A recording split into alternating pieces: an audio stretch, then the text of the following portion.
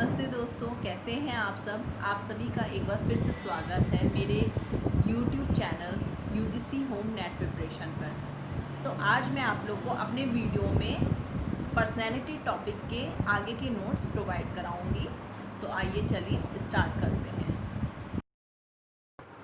तो आज हम बात करेंगे कैरेक्टरिस्टिक्स ऑफ पर्सनैलिटी, यानी व्यक्तित्व की विशेषताएं। फर्स्ट पॉइंट है हमारा आत्मचेतना, यानी सेल्फ कॉन्शियस। व्यक्तित्व की पहली और मुख्य विशेषता है आत्मचेतना। इसी विशेषता के कारण मानव को सब जीवधारियों में सर्वोच्च स्थान प्राप्त किया गया है और उसके व्यक्तित्व की उपस्थिति को स्वीकार किया जाता है।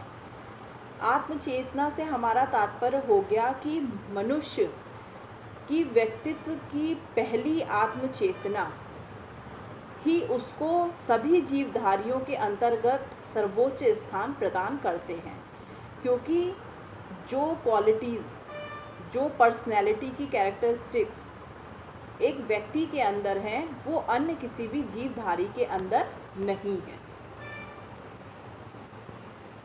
सेकंड है हमारा सामाजिकता, यानी सोशल एबिलिटी। व्यक्तित्व की दूसरी विशेषता सामाजिकता। समाज से पृथक मानव और उसके व्यक्तित्व की तुलना या कल्पना नहीं की जा सकती है।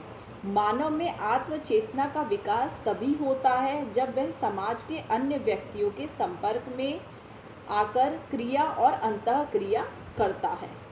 यानी सामाजिकता के अंतर्गत आने वाली सभी विशेषताओं के द्वारा मनुष्य जो है वो अपने व्यक्तित्व को समझने में किसी भी तरीके से सक्षम हो जाता है और वो अपनी तुलना या कल्पना को समझ सकता है कि आखिर एक व्यक्ति के व्यक्तित्व में और दूसरे व्यक्ति के व्यक्तित्व में क्या अभिभिन्न क्षमताएं हैं।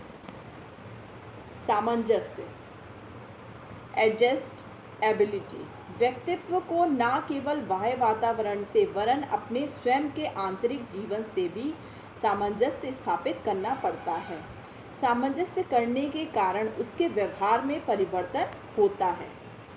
अब हमारा जो व्यक्तित्व है, हमारी जो पर्सनैलिटी है, उसको हर इंसान के साथ मिलकर इस वातावरण के साथ एक सामंजस्य बैठाना पड़ता है। हमें अपनी प्रकृति के द्वारा मिले हुए इस वातावरण के अकॉर्डिंग ही अपने आप को चेंजेस करने पड़ते हैं।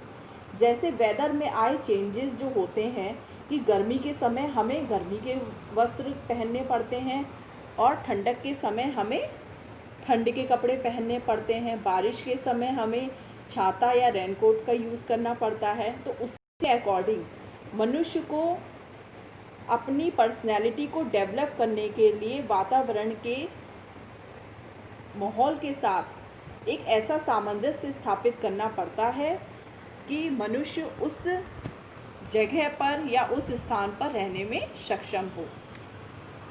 फोर्थ पॉइंट है हमारा निर्देशित लक्ष्य प्राप्ति, यानी गोल डायरेक्शन डेप्थ। व्यक्तित्व की चौथी विशेषता है निर्देशित लक्ष्य की प्राप्ति।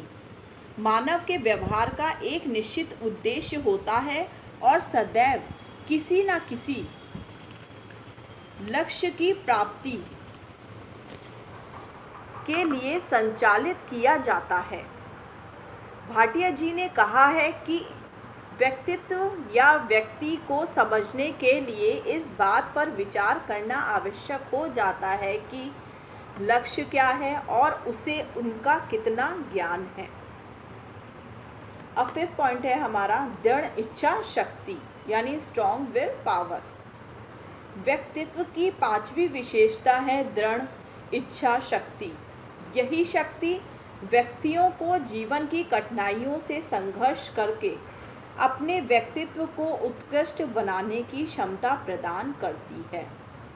अगर किसी भी व्यक्ति के अंदर उसकी पावर स्ट्रॉन्ग होगी तो वो अपने जीवन में आने वाली विभिन्न प्रकार की कठिनाइयों से लड़कर उनका सामना करके उन कठिनाइयों का मुकाबला करके उसमें सफलता हासिल कर सकता है।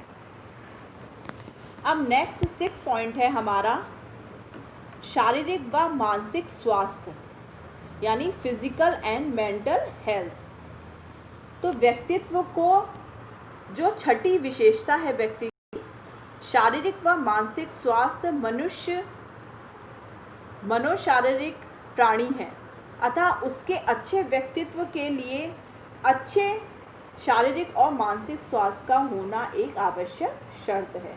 यदि मनुष्य का शरीर स्वस्थ होगा, मन स्वस्थ होगा, तभी वो अपने कामों में आने वाली विभिन्न कठिनाइयों का सामना एक सक्षम रूप में कर पाएगा। 7 पॉइंट है हमारा एकता व एकीकरण, यानी व्यक्तित्व की 7th विशेषता है एकता व 7 पॉइंट है हमारा एकता व एकीकरण, यानी यूनिटी एंड इंटीग्रेशन। व्यक्तित्व की 7th विशेषता है एकता व एकीकरण। व्यक्तित्व का कोई तत्व अकेला कार्य नहीं करता है। एक मनुष्य के अंदर अगर यूनिटी होगी तो तभी वो अपने आसपास के वातावरण से सामंजस्य बैठा पाएगा और मिलकर एक दूसरे की पर्सनैलिटी को डेवलप करने में उनका अधिक से अधिक रोल होगा। 8 पॉइंट है हमारा विकास की निरंतरता, यानी डेवलपमेंट कॉन्टिन्यूटी। व्यक्तित्व की अंतिम किंतु महत्वपूर्ण विशेषता है विकास की निरंतरता। उसके विकास में कभी स्थिरता नहीं आती है। शैशवावस्था से ही जीवन के अंत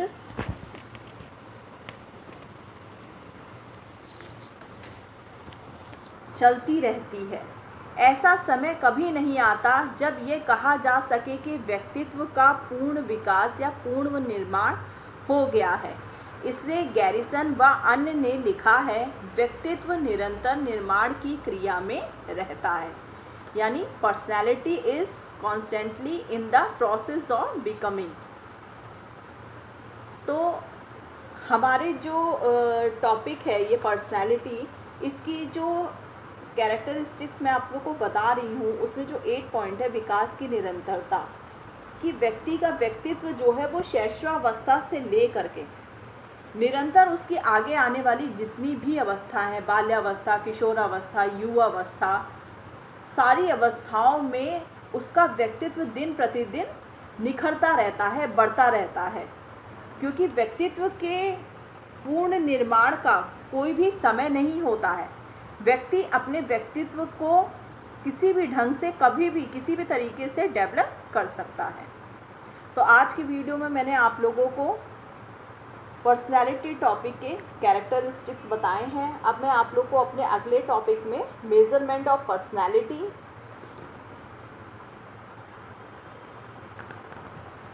और उसके बाद method of measuring personality, in topics के बारे में पढ़ाऊंगी। अगर आप लोग को मेरे वीडियोस पसंद आ रहे हैं तो प्लीज़ उनको लाइक कीजिए, सब्सक्राइब कीजिए और ज़्यादा से ज़्यादा शेयर करिए। Thank you.